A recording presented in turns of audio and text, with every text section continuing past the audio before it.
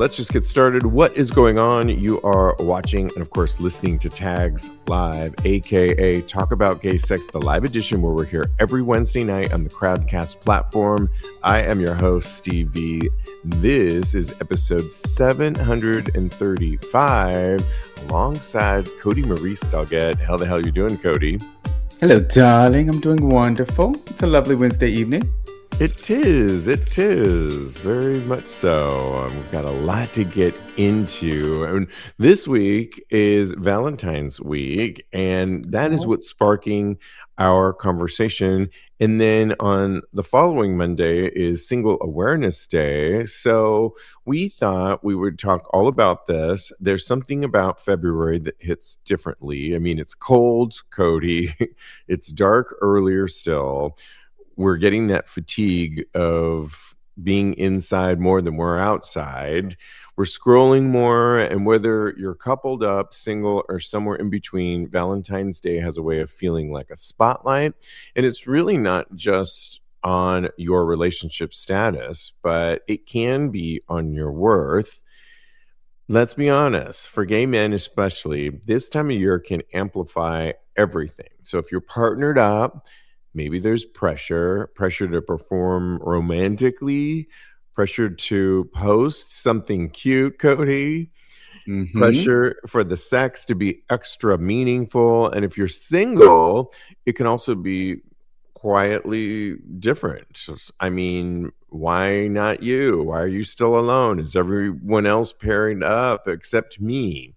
I felt that way before. And then there's single awareness. Did you read that from my diary? I just am curious.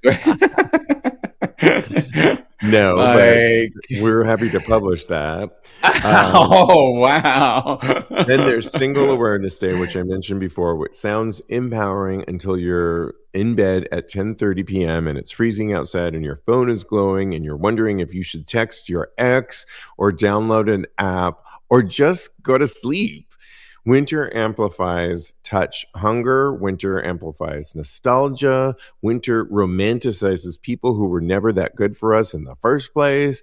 And let's be honest, in our community, where youth, desirability, body image, and being chosen are often currency, Valentine's Day can feel less like a celebration and more like a mirror.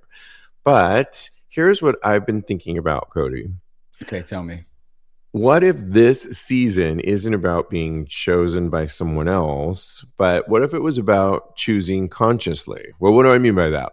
Choosing not to stay in something just to avoid being alone on a holiday. Choosing not to compare your relationship to curated Instagram intimacy. Choosing not to equate your worth with whether someone bought you flowers. Choosing relief over rivalry, choosing depth over drama. Because really, what we're talking about, intensity isn't intimacy, and chemistry isn't safety, and love, real love, shouldn't feel like you're auditioning for it. So this February is being honest about where you are. At least that's what we're proposing, whether you're singled, coupled, healing, exploring, and not shaming yourself for it. So tonight, we're talking about, or today when you're listening to this, we're talking about Valentine's Day, single awareness, winter loneliness, winter lust, cuffing season, hookups, comparison traps, all of it. Because whether you're under a blanket with someone or under a blanket alone, you're not the only one feeling whatever you're feeling right now. And we're going to unpack all of that. But Cody, I just got to ask you first off, what in the past has Valentine's Day meant to you? And then we'll get into this. You know what? If I don't have a boyfriend or a significant other or somebody that I'm interested in, I spend it with my mom. This year, I'm going to go see her. We're going to cook. We're going to have a good time. I'll probably buy her some chocolates. And but it's definitely time to share love and spread love and make sure that it's a reminder for me that to let people that I love know that I love them. So, and I do that every other day of the year. But this one is like, okay, today is dedicated to this, and that's what it really means to me. How about you? What is the Valentine's Day? I like that too. Yeah, I mean, for years it didn't mean a whole lot. I mean, growing up, my dad would always get my mother chocolates, and he would also buy us, my sister and I, chocolates too. And it just seemed family and love.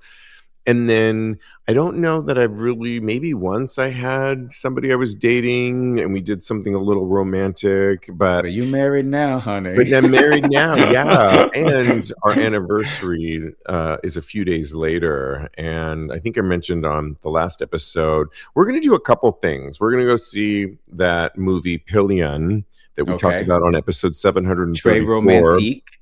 Yeah, it's about a sub and a dom, so I don't know how romantic, but at least it's within our community, and I'm looking forward to seeing that. And then on the actual day, we are going to cook up a storm, which will be great, but we are going to paint. I think I told you. We're going to paint. It's called something Van Gogh. I don't really have it here, but paintings, something about Van Gogh, but basically you paint the same thing and there's a video that they instruct you. And you said you were going to pick the best one. I am. Yeah. I want to create a poll right now and ask the people who they think is going to make a better painting, you or Diego. Well, you could do that, but I also want to ask the audience today. Yeah, do that. And then also tell us a little bit about what Valentine's means to you. But also, Cody, I want to ask the question, winter has so many different feelings. And I mean, especially many of us in February, in the cold months, feelings of loneliness, desire, nostalgia, body image. You're like in the gym, but it's like, I don't know. It just brings up February for me. It was a harder month at times. I'm trying to turn that around. I'm working on a couple projects. But what does winter mean to you in this early cold months? It means I got to go to Miami. Right. Yeah, I've always traveled at this time too. Yeah, and I haven't this year. That is what I'm feeling in my bones right now. And I think in a later on story, then I will discuss it more with you, because I feel like now is the time to travel, because I hate the winter. I hate the cold.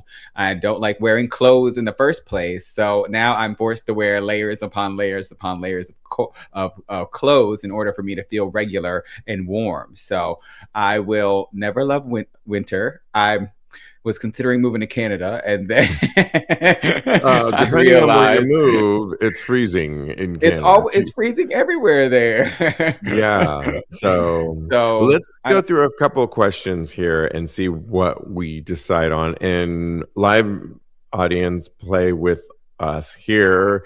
Does winter make you crave intimacy more? Yes or no? I think it. Audience. I think it makes me crave intimacy a lot more, because you want to be warm. You're looking for warming your heart. When you're feeling alone, you're looking for family members, close friends.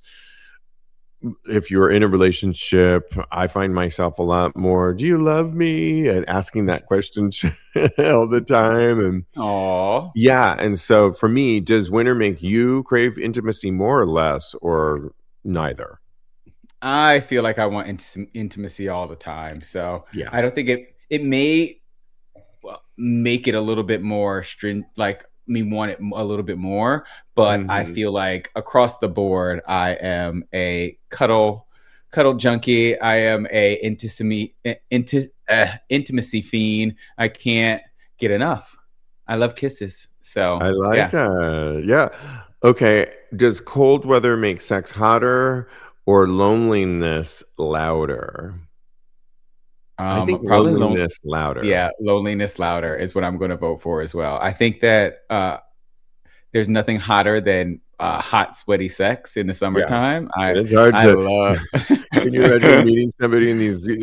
First off, meeting somebody in cities like New York, Chicago, it will take forever just to take all the layers of clothing off and just to get into it, and then you're freezing, and then to turn up that heat. Yeah, two bodies can do that. I mean, immediately get into bed naked, I guess. So that can be kind of hot, but it takes a while sometimes to warm up.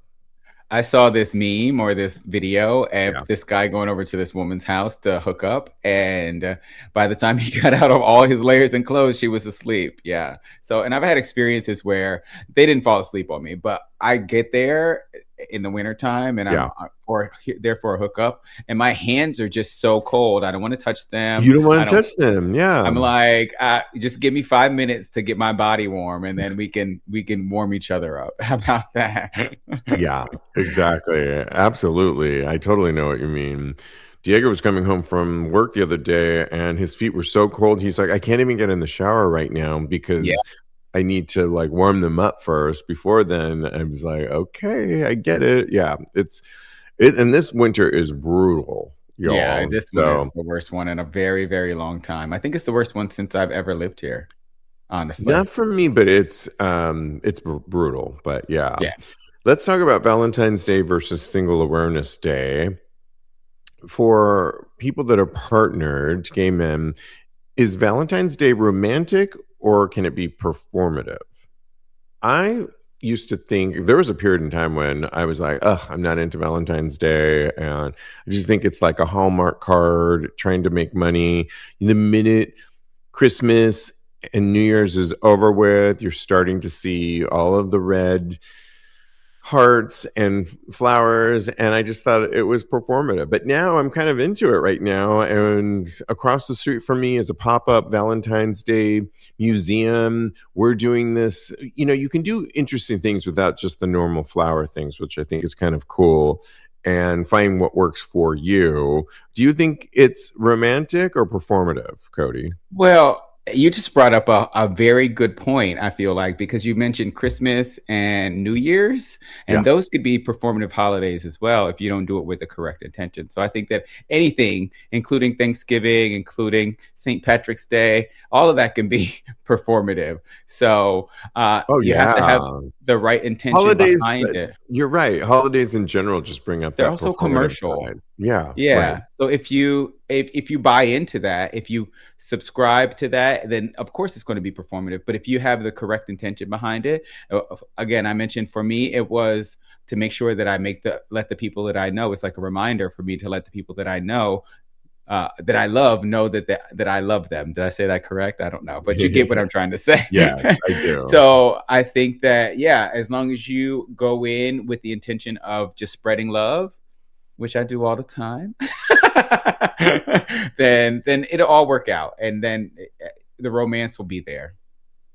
This was an interesting question that somebody brought up that said, does the day bring up, at least for couples, partnered gay men, pressure around sex? And I think the answer for me would be, if you're worried about sex on that one particular day, you look at how sex is happening in your relationship in general. In other words, I think just put some effort into that day, align with your partner, but hopefully you're finding time to address sex in general throughout the year and not just on this one day. What do you say to that? Yeah. No, I definitely feel that. And you know what? That was kind of a lesson for me because I feel like I put pressure on certain holidays. I want birthday sex. I want vacation sex. And so I put a lot of pressure on that. But I feel like me in general, I am a very sexual person, but I think that I almost expect it on Valentine's Day when I'm on vacation. I would need it for my Christmas present too. So I think that I need to reevaluate how I look at these days and kind of assess whether that's really important to me, or again, is it just about the love that's being spread on that day? Right. Yeah.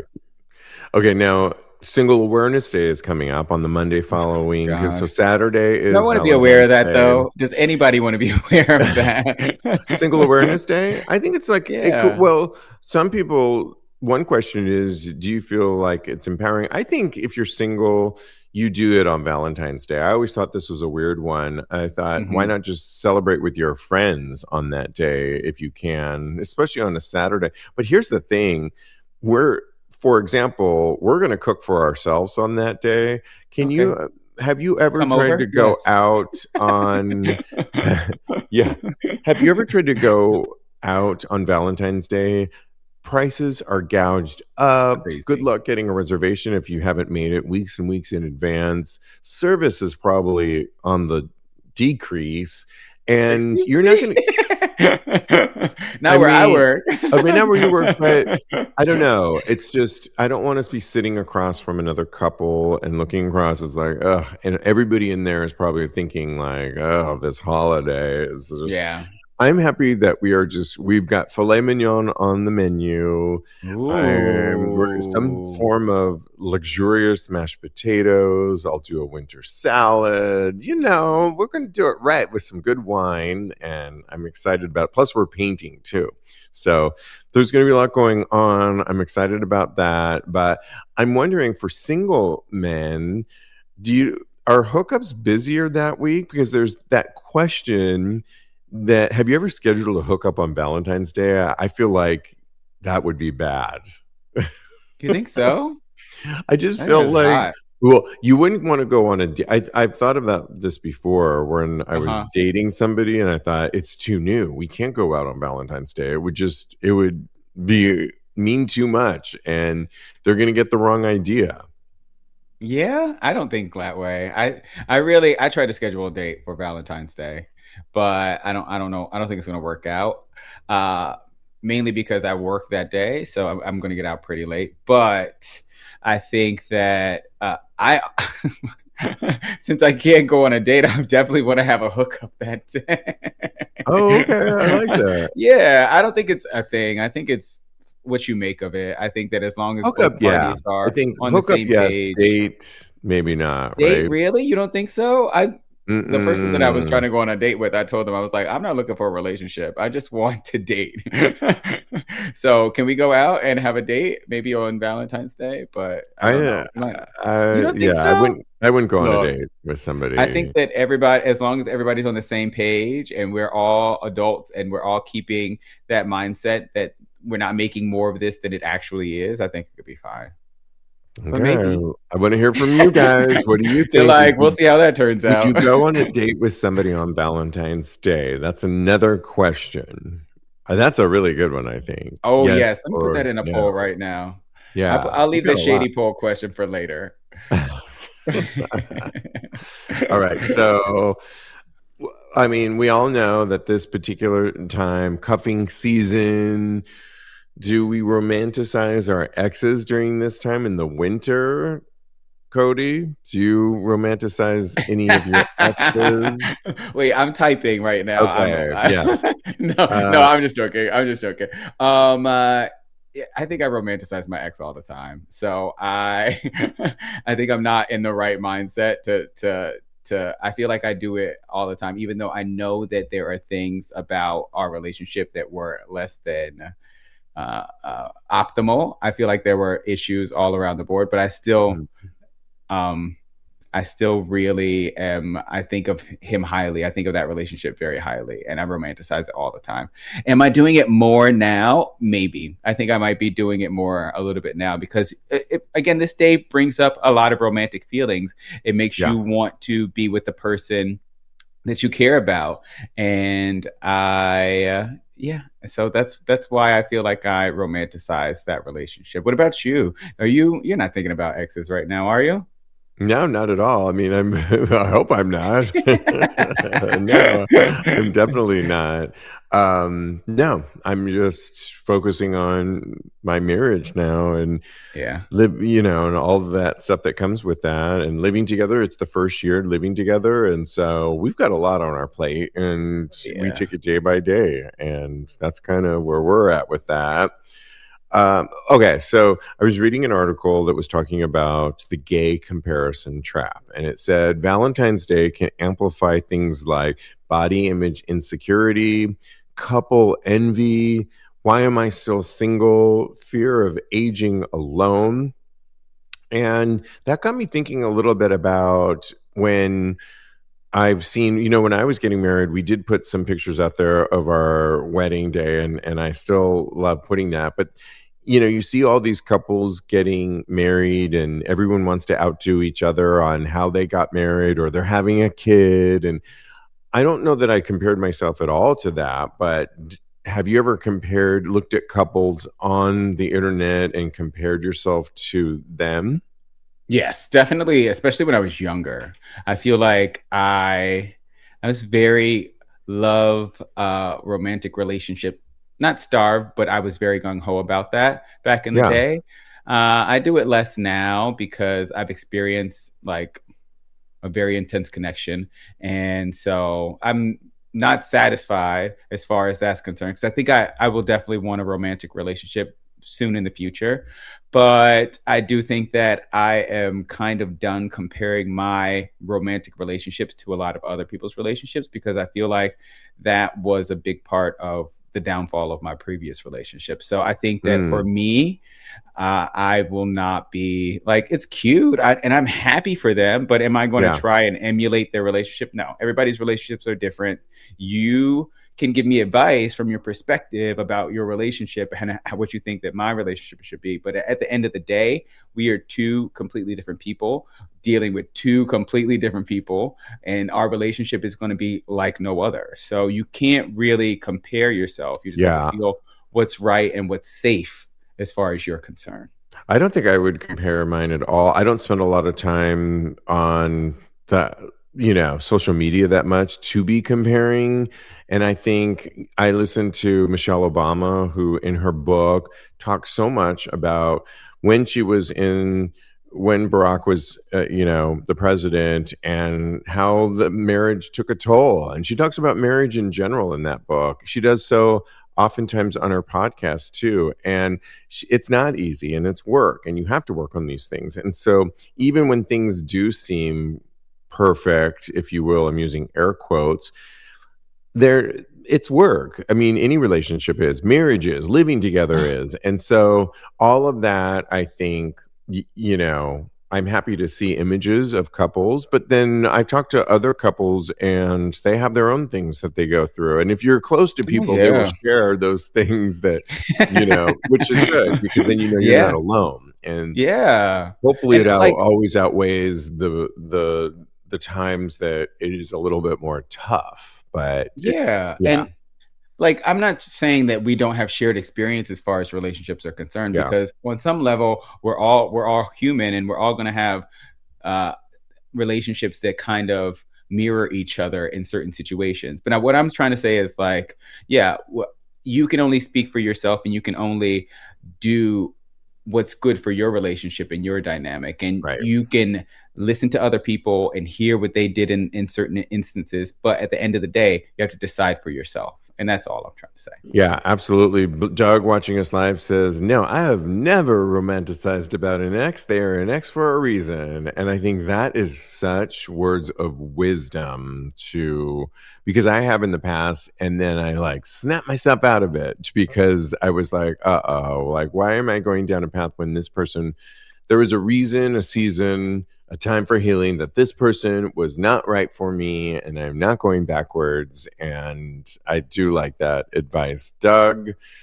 ask yourself that question if you're going down that, because it's time for something new. It's a new year. We got Chinese New Year. Get into it. Get into it. You're right.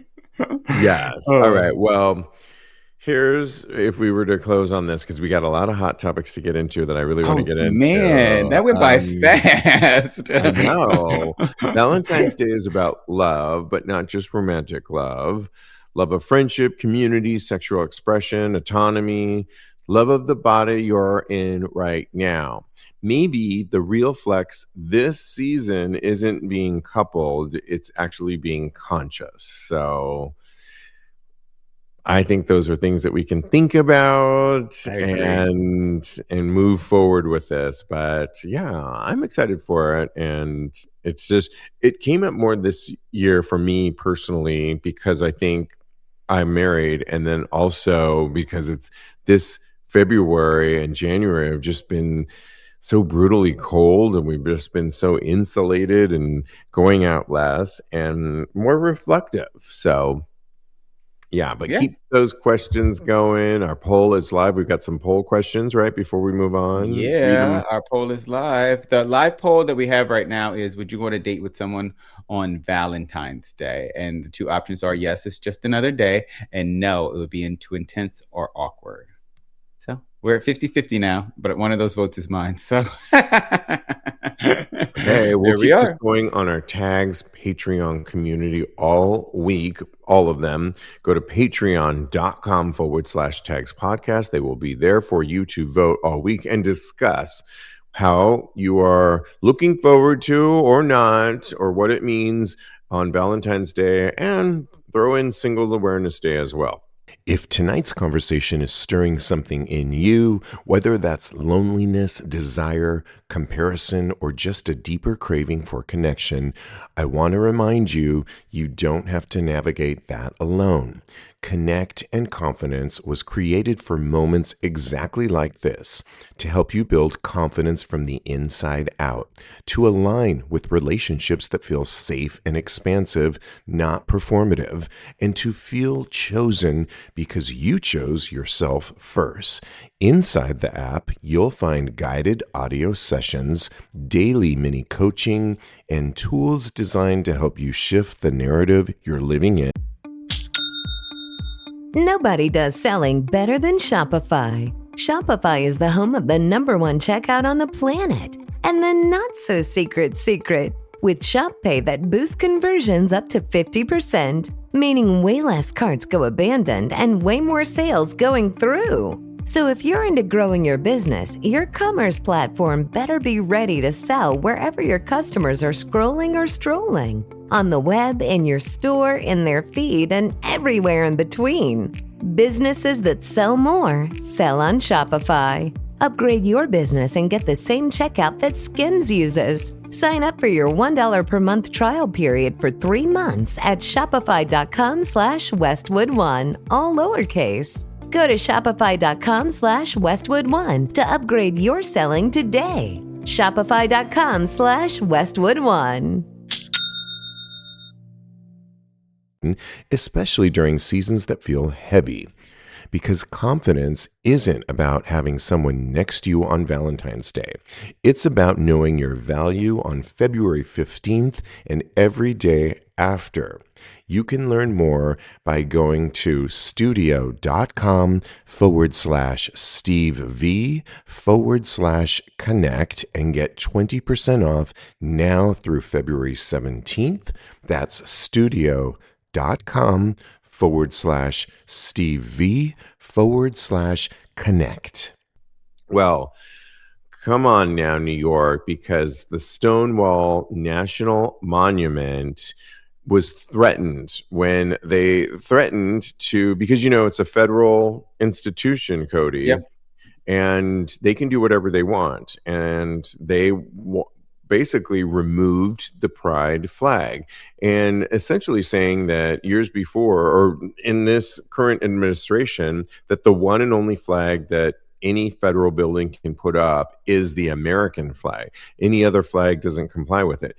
They decided, with all we have going on in the world, to march down to the Stonewall and take it down, force them to take it down. Well, you can imagine that created an uproar within the Stonewall community. Imagine taking down in that park, in the village, the pride flag. Well, LGBTQ arena here in New York wasn't having it and had a whole protest yesterday. And guess what? It is actually, and everybody from the governor to the mayor, but the governor actually went down to Stonewall, because some people were getting a little bit confused, because Stonewall, the bar, has erected a pride flag, but they are a private bar, but then, and they are called Stonewall, but then there's this triangular park that is in front of it that also sits in front of Grove Street, which is where the Monster is. And it's this cute, adorable park that has been there for years, and it is where the Stonewall actual monument stands, and that is where the flag was taken down. Well, now the current district person of that district has told everybody that tomorrow at 4:00 there will be a ceremony, because of all the protests, that it will go back up, and you and I are going to go for hopefully that successful ceremony. But what did you think of the administration really coming down and taking down a flag like the pride flag from the Stonewall monument. I'm not surprised, actually. It's not surprising that they would be focused on this and not the Epstein files. So,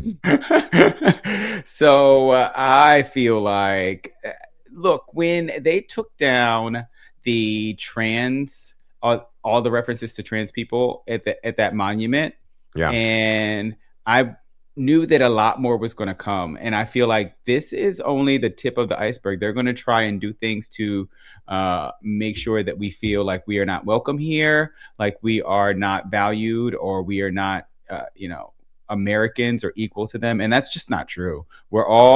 Everybody that lives here is all the same, and we should all have equal rights as far under the protection of this country that we live in. So I feel like, and we are going down there tomorrow. I just think this is an affront to all civil rights for all people. It really is. And a lot of people were saying, you can take away the flag, but you can never erase history. You can never erase the fight for equality and the rights of so many LGBTQ people throughout since 1969. However, that flag in the monument is so symbolic, and to take that down in a major city like this is evil, cruel on any way. And again, don't you have better things to do than worry about this?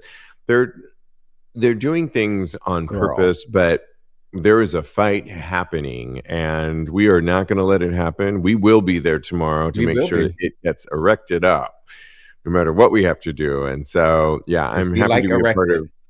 Yes, let's be a part of history tomorrow. And what is Doug saying watching us live? Doug is saying in the Philadelphia Federal Park, they took down all the educational posters about the history of slavery in our country as well, and in Black History Month. Thank you very much, City of Philadelphia. Ridiculous. Yeah. All right. Let's keep going on hot topics. And it is cruise season. Many of you are making your way onto various cruises. There's the Atlantis cruise that went to the, I believe, Caribbean, and the Vacaya one is about to kick off this coming weekend. Shout out to my Vacaya friends. But some people didn't really make it on the boat, Cody, the ship, I should say, when recently Cody Model, who goes by the name of Eddie Burke, was arrested for drug trafficking on gay Royal Caribbean cruise. And he's facing more than 15 years in prison. This is crazy because on last Sunday at Port Miami's terminal, trained dogs screened luggage during the boarding of the Symphony of the Seas, a cruise ship with a capacity of over 5,500 passengers. In the luggage belonging to Joshua Eddy, 41 of West Hollywood, they found several bags with pills and liquid that tested positive for 19.3 grams of MDMA, 3.4 grams of ketamine, 7.55 grams of meth, and 80 grams of GBL.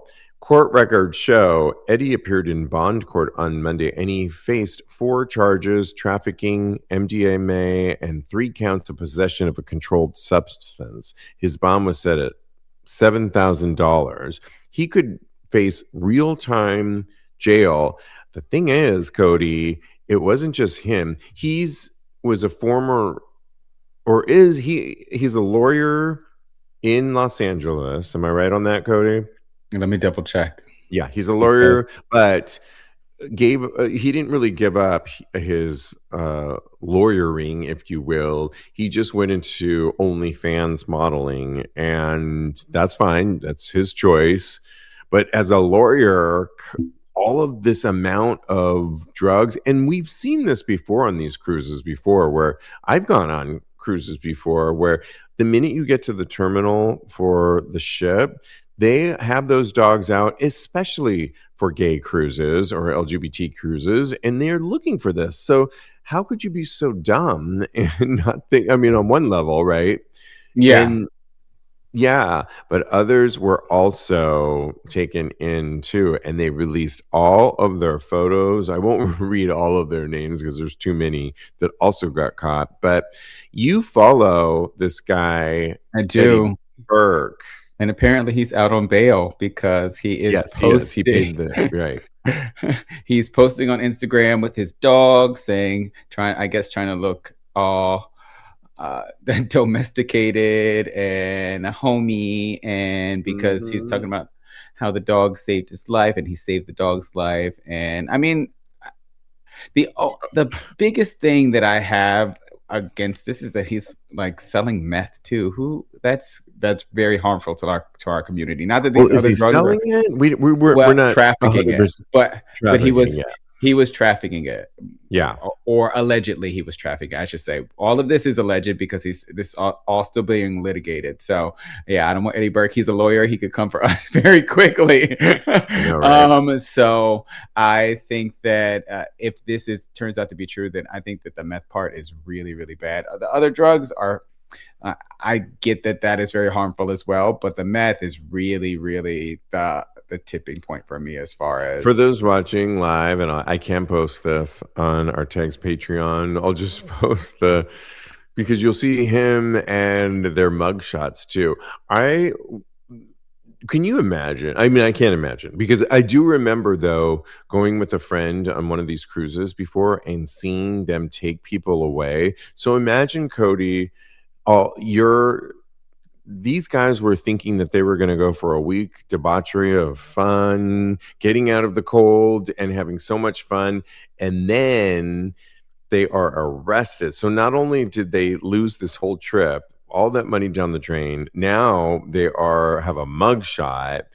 I mean, it's awful, right? And anyway, I don't know if they were going on the cruise to enjoy the cruise. Maybe Eddie Burke was, but I feel like a lot of these other guys are going just to work or whatever they were doing on. What do you mean by that? Because don't you think that a lot of them were there to sell the drugs? That's alleged again. But that's from my perspective. No, I think a lot of them. No, it seems like he was maybe the amount that the other guys that are listed in this. Oh, they didn't have a lot? They didn't have a lot. So they were just going to probably use it. Babies. And the thing about it is you can always go through the list of the mugshots and tell that everybody was planning on going on one of these cruises because they all have fresh fades and, everyone wants to look cute. And now that fresh fade isn't in one of those hot shots. It's now in an inmate's crotch. Oh my God, that was horrible. I mean, I can't even imagine. I mean, because I deep dived with my friend the last time we were going on one of these cruises, and I'm like, can you imagine? Can you imagine what this would be like? I mean, I would be right there with a mugshot with them because can't do this. No, I'm not judging. I think that's horrible. I'm so sorry. You'd have to live underneath a rock to think that you could. I mean, they are how long have gay cruises, LGBT cruises been around where we've seen them arrest people? Do you think that you're somehow gonna you secretly stashed it? There's a show on Nat Geo that I often watch on Saturdays afternoons that is all about To Catch a Thief, and it's all about trafficking drugs and all this stuff. And I'm always glued to the set because I'm just true crime, and these the little secret things that I watch in my little free time, but I'm obsessed. And I'm always surprised, how did you think that you could get away with this? I mean, in this climate, at this stage of the game, people. You don't think people are on those drugs? On those boats, and they have drugs? There has to be a way. Yeah, but maybe they're just clever to get them, but I just think the amount that this particular guy, the one we were talking about, Eddie, is just too much. That's ridiculous. Yeah, that was way too much. But the other guys, if they had recreational drugs, I don't see anything wrong with that. They're not going there to hurt anybody. Yeah.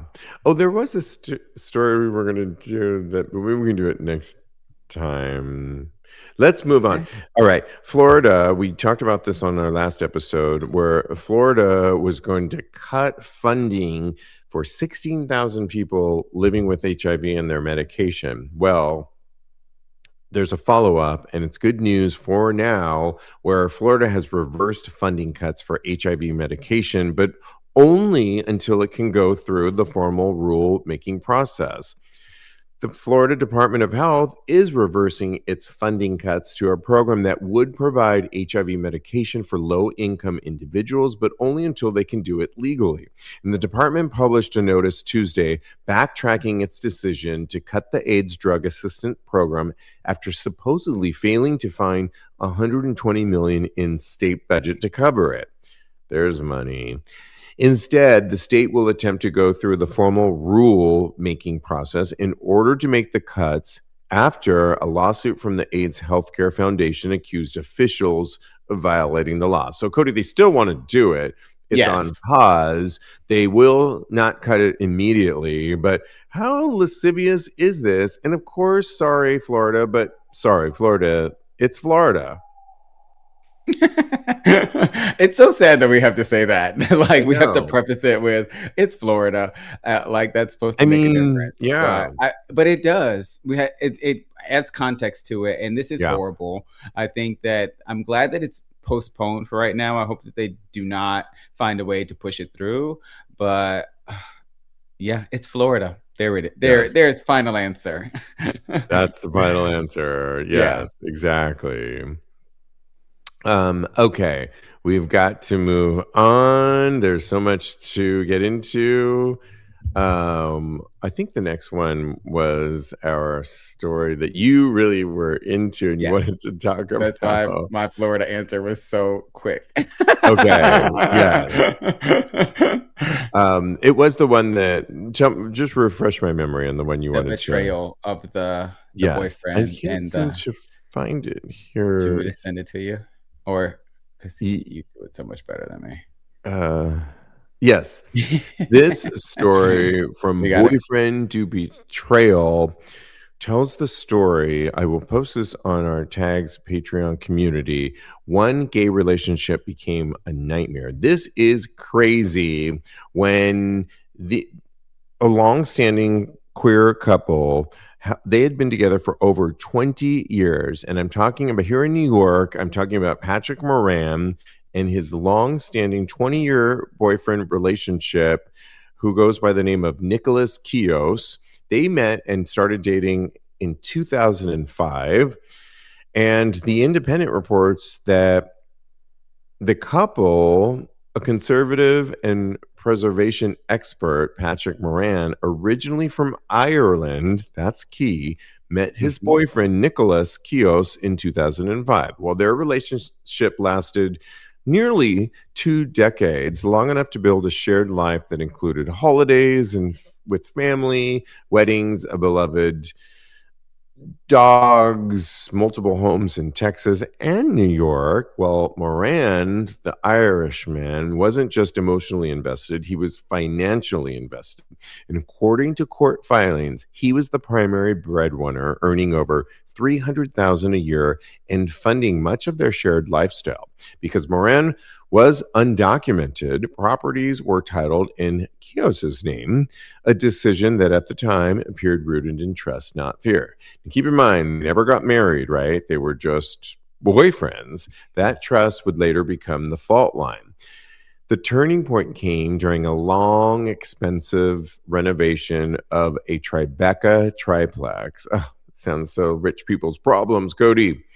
A project that dragged on for years and cost millions. Arguments escalated, and during those fights, Moran alleges his boyfriend crossed a line that can be uncrossed.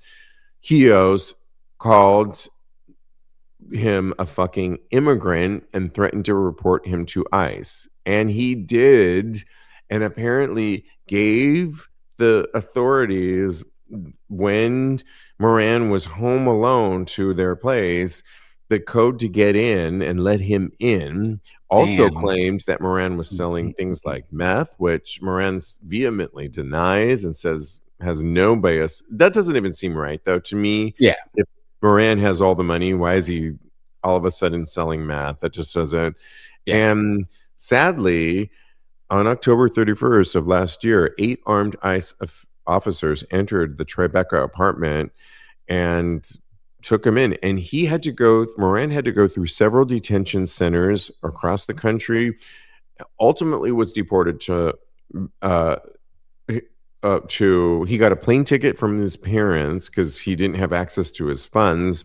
Yep. Got a plane ticket to Ireland, has been living in Ireland, but doesn't really know Ireland because he hasn't really grown up or lived there for the last 20 years, developed a huge life in New York, and is really trying to fight this. But can you imagine how lascivious is this, that the other one took over and was not the breadwinner, but turned on him and turned him into on ice? Yeah. And the thing is, they weren't married ever, so yeah, they didn't really have that protect, because if they were married and had gone through he wouldn't have been able to do that. Yeah, he would have been able to apply for citizenship and all that kind of stuff, Or and a visa, and I'm surprised they didn't though. But that's the one question I had.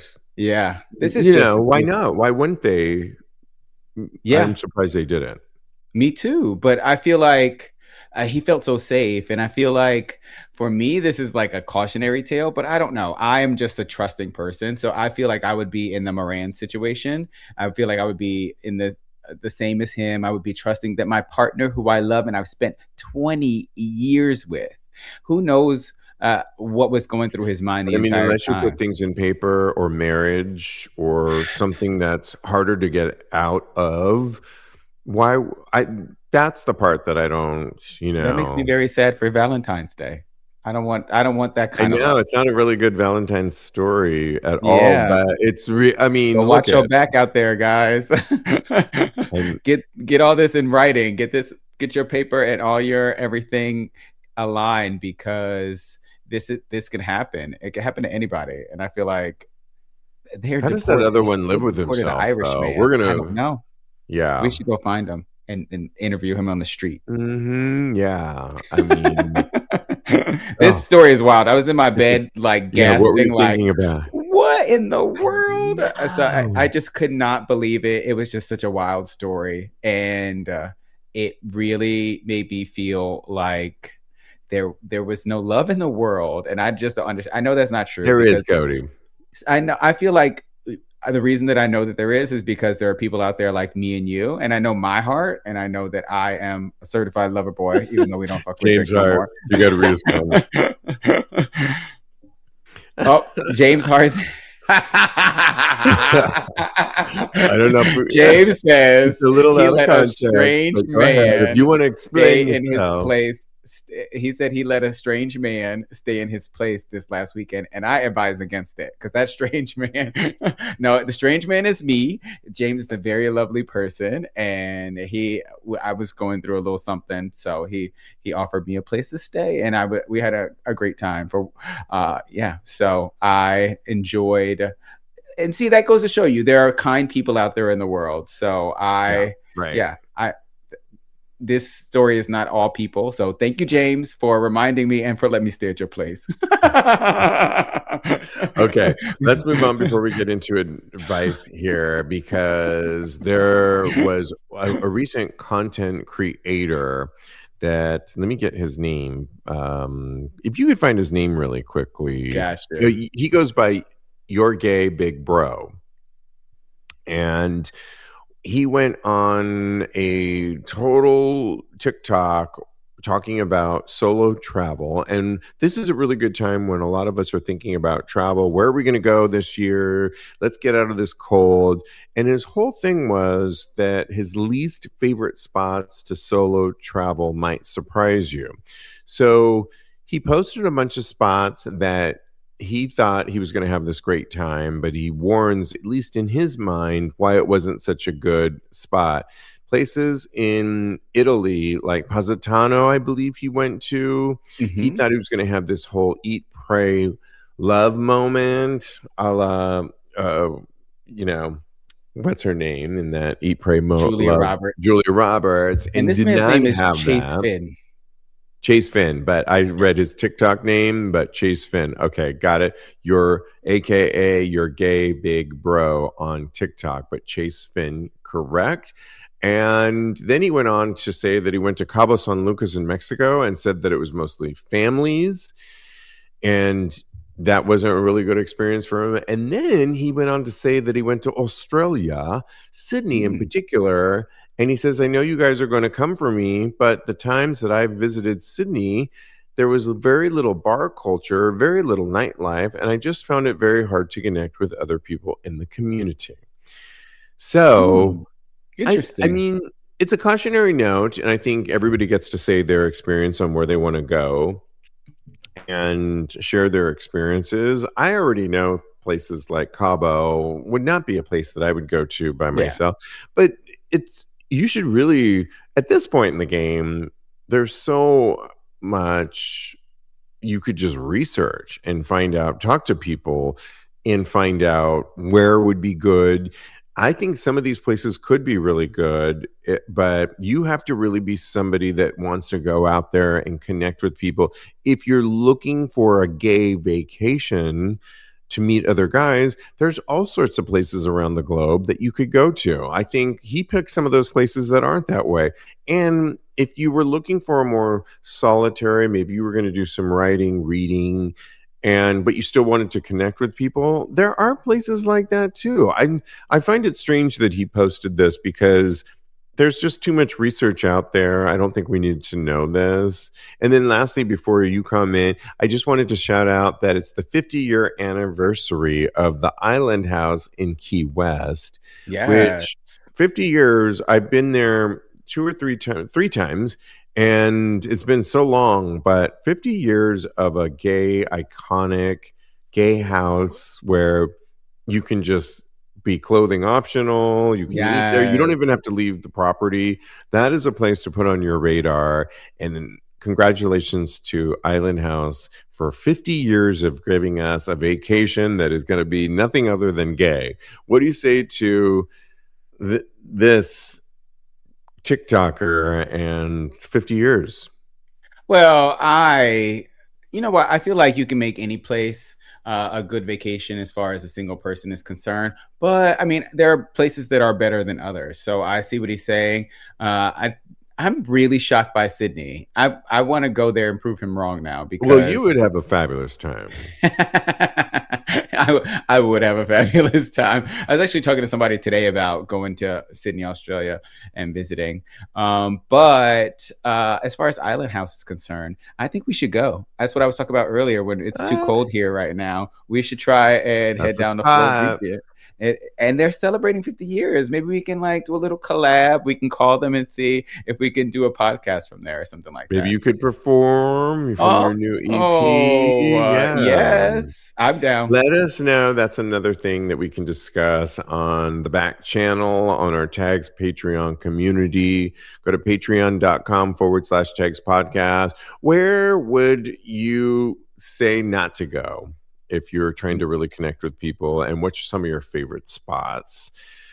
Doug says it sounds like he failed to do his research. That's what I say. I 100% agree with that.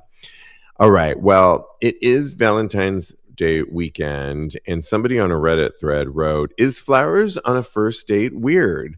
I'm recently divorced and I have a date planned with this guy met on the dating apps. We've been texting for a few weeks and started FaceTiming. We have our first date planned next week, and so far we already really like each other. I want to buy him flowers for our first date. I don't know if I'm doing too much. I was even considering a single flower just to say thanks for giving me his time for a date. Is this weird? Would you be weirded out? I would love it if he did this for me, especially since we already have a connection, but I don't know what everyone thinks." I mean, is flowers weird on a first date, Cody?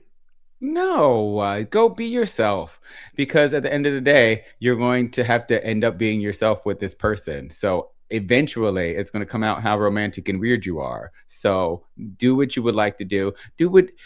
Also, you doing this will teach this person how you would like to be treated, because he said when he was writing this Reddit that this is something that he would have liked for this gentleman to do to him. So people learn from experiencing from you what you would like to experience. So do it. You're weird. It's fine. Be weird and don't be scared. A lot of men get weirded out with flowers. They think it's like feminine or women and all this kind of stuff. I don't at all. I love flowers and I think it's really good. For a first date, I think in this particular situation, it might not be go with your gut. They've been FaceTiming for a while and chit-chatting and talking for a while. If you get a vibe from him that is romantic and a sweet gesture, I think a few flowers. I think if you're going to meet him at his home first, then it would be lovely because then he can quickly put it in water and then guys can go off. Yeah. I think to bring it to him, if you're just meeting at one spot, you don't want him holding this all night long. And so that's then, but I would do the one flower if you really need to do that. But go with your gut on what are these initial FaceTimes going with. But I do think a lot of guys have a whole thing about certain guys like, oh, flowers, that's women, that's this. And I think that's bullshit and whatever. But I mean, I did not early on. Well, early on I did. I sent Diego flowers and I found out I was going away and I wanted to solidify the dating, and I found out where he worked and I had him sent to roses. Everybody gave him a hard time a little bit in a good way.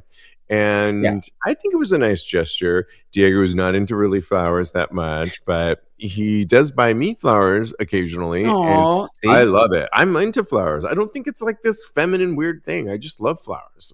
Hello. Yeah. I don't need them all the time, but you know, it's beautiful. So once in a while they're nice. Definitely. They're they're a lovely gesture. Some people like have a thing about it. It's like the female thing. And it's like, no. Okay. Lastly, thirst trap. We're back on who took the not suitable picture of the week. And this week we're asking the picture that straight up gay porn produces. 13 gay porn stars who took the best photo. It's our job on an audio podcast to vividly describe who we liked. Who do you vote for, Cody? I am voting for Sean Xavier. He is in a room butt naked. His huge slog is almost to the floor, basically. He's got a bed behind him that's unmade, so apparently he had sex. Also, another indicator that he had sex is his torso is covered in cum, which is why I am voting for him. He's beautiful. He's a beautiful chocolate man, and he's looking good. And it's really hot. I was like, ooh, that is how I want to be right now. So yeah, Sean Xavier. Well, I voted for mine already, and it is Zane Hawk, and I love his pose. He's naked, and he has nothing but those short socks on, but he's positioned where you can see his ass and his incredibly huge balls and cock, like torpedoing upwards, and he's got a nice hairy chest. He looks like he works out, like great legs, but it's not like totally muscular, and he's got a really great expression. Also behind him, it looks like he's in a really cool loft somewhere, and he's Middle Eastern because I looked it up a little bit more. Zane Hawk gets mine, and I think he's doing really well on this one. But what are other people saying? I know Diego's watching. Who do you pick? Diego in the other room. And James says, that guy big is sexy. And Doug says Andrew is sexy. What is Andrew doing in the pictures? Let's look. Andrew he's a cute blonde guy. We're still waiting on Diego. He's sitting on a bed. He's naked. He's got like a snake tattooed on around his chest. And that guy big. Okay, Brittany. Oh, right. Yeah. I know, right? Give me more. That guy big. I saw him and I thought he was really hot. What is that guy big? He's the one with. This will be posted on our Tags Patreon community, patreon.com/Tags podcast. So you can vote too. Keep these votes going all week long. And he's got a backwards baseball cap on. He's Latino. He's got on a tank top, which is gray, and he's shooting from under, like from low, and his cock is like the first thing in the frame. He's making like a screw face on. So yeah, he's a cute guy. I can't hear Diego, but he's screaming out somebody. Who, Diego? Jack? It's called Jack him off. Jack him off is one of my porn crushes. Some guy named Jack. Jack him off. Yes. Jack him off. He's a cutie. Yes. Yeah. What is he doing? I don't. Jack him off is. He's sitting in a chair, also in a loft. Oh, okay. This one, we like the loft pic. He's got on like a flannel. Maybe you should buy some flannel, Steve. Maybe I think that's their next purchase. I have some here if you want to borrow some. He's wearing flannel? He's wearing flannel, yeah. It's like a flannel vest that's unbuttoned. His torso is showing, but he's got the flannel vest on over top of him. Okay, he's got his face in his pit they almost like nothing else on. Yeah, he's like with my guy. I like it. Okay. Yeah.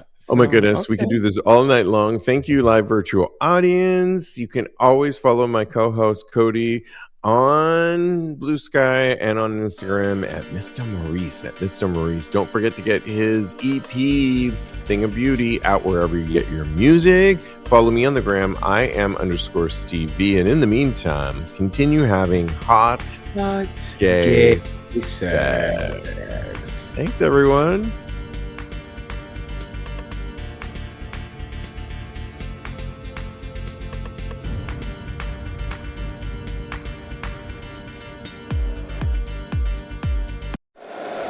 If you like the show, please take a moment to rate, review, and subscribe. It really does help the show to grow.